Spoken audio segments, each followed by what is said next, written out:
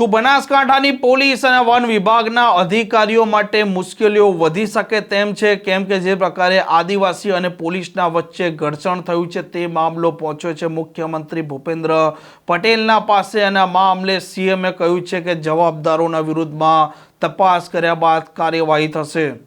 વૈષ્ણવજન તો તેને કહીએ જે પીડ પરાઈ જાનાને રે।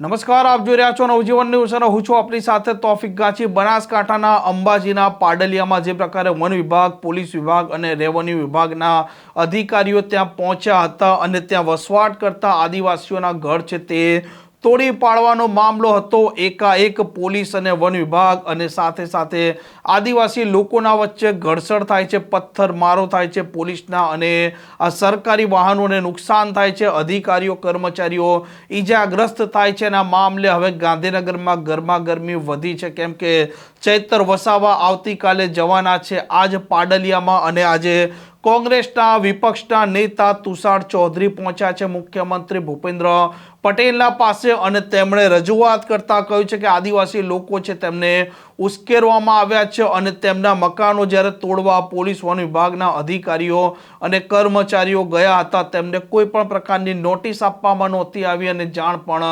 નહોતી કરવામાં આવી।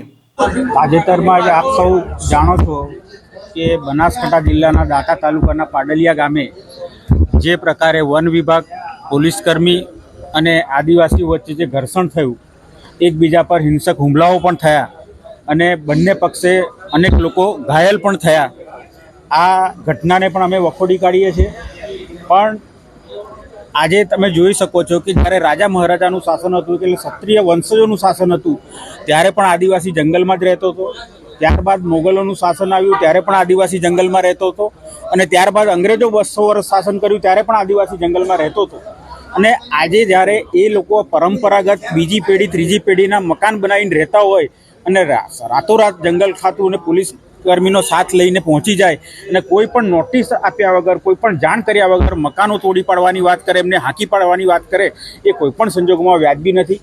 ખરેખર તો એ લોકોએ ચર્ચા કરવી જોઈએ, વાટાઘાટ કરવી જોઈએ, નોટિસો આપવી જોઈએ। પણ આ તો કે અમારી નર્સરી છે ને એમાં આવે લોકો ઘૂસી આવ્યા છે, બીજી પેઢી કેવી રીતે ઘૂસી આવે, ત્રીજી પેઢી કેવી રીતે ઘૂસી આવે? એટલે હેન કેન પ્રકારે ધાક ધમકીથી આદિવાસીઓને ડરાવવાનો જે પ્રયત્ન થઈ રહ્યો છે, આવી જ એક ઘટના હમણાં જ 10 દિવસ પહેલાં મારા મત વિસ્તાર ખેડબ્રહ્મામાં પોશીના તાલુકામાં પણ કાળા ખેતરા ગામે 2 સગીર વયના બાળકો, 13 વર્ષની એમની ઉંમર હતી, ઘાસ કાપવા ગયા હતા તો એને પણ જંગલ ખાતાવાળા 2 રમેથી માર્યા।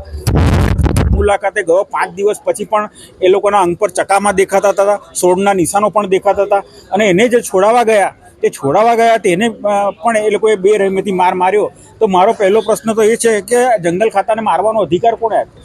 તમારે જે કાર્યવાહી કરવી હોય એ કાર્યવાહી કરો અને એનું મૂળ જો કારણ હોય તો 2006માં લોકસભામાં કાયદો પસાર કરીને હક, જંગલ જમીનનો હક આપવાનો કાયદો પસાર થયા પછી પણ આજે ગુજરાતમાં 1,91,000 જેટલા લોકોએ જંગલની જમીનની માગણી કરી હતી।